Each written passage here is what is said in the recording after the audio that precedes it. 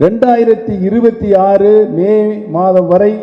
ஒருங்கிணைப்பாளர், இணை ஒருங்கிணைப்பாளர் என்ற பதவி இருப்பதற்கு அனைத்து இந்திய அன்னார முன்னேற்ற கழகத்தில் இருக்கின்ற 2 கோடி தொண்டர்களையும் நாம் அனுமதியை பெற்று இந்திய தேர்தல் ஆணையத்தில் கொடுக்கப்பட்டு அங்கே அங்கீகாரம் பெறப்பட்டு இருந்த சூழ்நிலையெல்லாம் மாற்றி தாண்டோண்டித்தனமாக நிர்வாகத்தை கையில் எடுத்து இன்றைக்கு நாமெல்லாம்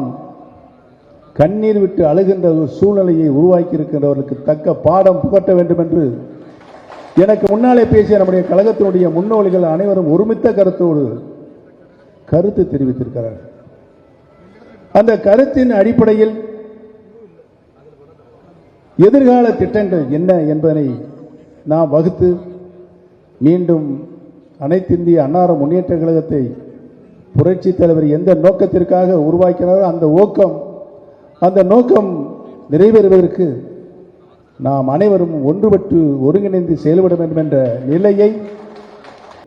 தலைமை கழகத்தினுடைய கூட்டமும் மாவட்ட கழகத்தினுடைய கூட்டமும் கூட்டப்பட்டு கழகம் இனிமேல் எவ்வாறு செயல்பட வேண்டும் என்ற இறுதியான முடிவு, அந்த முடிவு தொண்டர்கள் ஏற்றுக்கொள்ளக்கூடிய முடிவாக, பொதுமக்கள் ஏற்றுக்கொள்ளக்கூடிய முடிவாக அந்த முடிவு இருக்கும் என்பதை நான் இந்த நல்ல நேரத்தை தெரிவித்துக் கொள்ள கடமைப்பட்டிருக்கிறேன்.